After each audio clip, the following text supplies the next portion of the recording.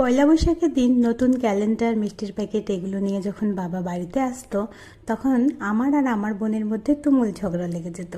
কে কার আগে calendar open করে দেখবে কি ঠাকুরের ফটো বা কেমন ক্যালেন্ডারটা এসেছে। Hello everyone, good evening. কেমন আছো তোমরা সবাই?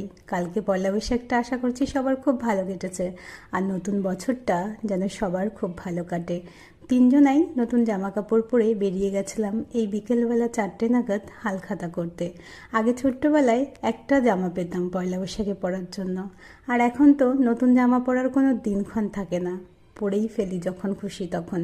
যাই হোক, এই চুড়িদারটা নিয়েছিলাম আমি 2-3 দিন আগে, রেখে দিয়েছিলাম পয়লা বৈশাখে পরার জন্য। তো আজকে ওটা পরেই বেরিয়েছি। সবার প্রথমে আমাদের দুটো দোকান থেকে ইনভিটেশন ছিল, দুটোই কিন্তু সোনার দোকান ছিল। দেন চলে এসেছিলাম আমার হাজব্যান্ডের বন্ধুর বাইকের শপ ওপেন হয়েছে আজকে নতুন, সেখানে। তো এখানে এসে দেখলাম যে শপটা বেশ ভালোই সাজিয়েছে, তার সাথে বাইকের কালেকশানগুলোও একটু ঘুরে দেখছিলাম। আর আমার পুচকুসোনা তো বেলুনের দিকেই নজর রয়েছে ওর। যাই হোক, বাচ্চা মানুষ। দেন আমরা ওখান থেকে ঘুরে চলে এসেছি, আর এই দেখো 3টে দোকান থেকেই কিন্তু আমাদেরকে মিষ্টির প্যাকেট, ক্যালেন্ডার সব কিছু দিয়েছে। মানে দুটো তো দোকান থেকে আমাদের ইনভিটেশন ছিলই, আর ওর বন্ধুর সব থেকেও কিন্তু আমাদেরকে দিয়েছে।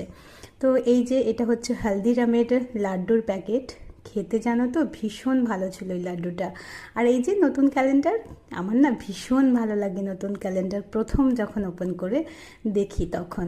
তো আমার কিট্টু সোনাও বসে বসে দুষ্টুমি করছিল আমার সাথে। এই যে আরেকটা দোকান থেকে লাড্ডু দিয়েছে, মানে দুটো দোকান থেকে লাড্ডু আর একটা দোকান থেকে সব রকমের মিষ্টি ছিল।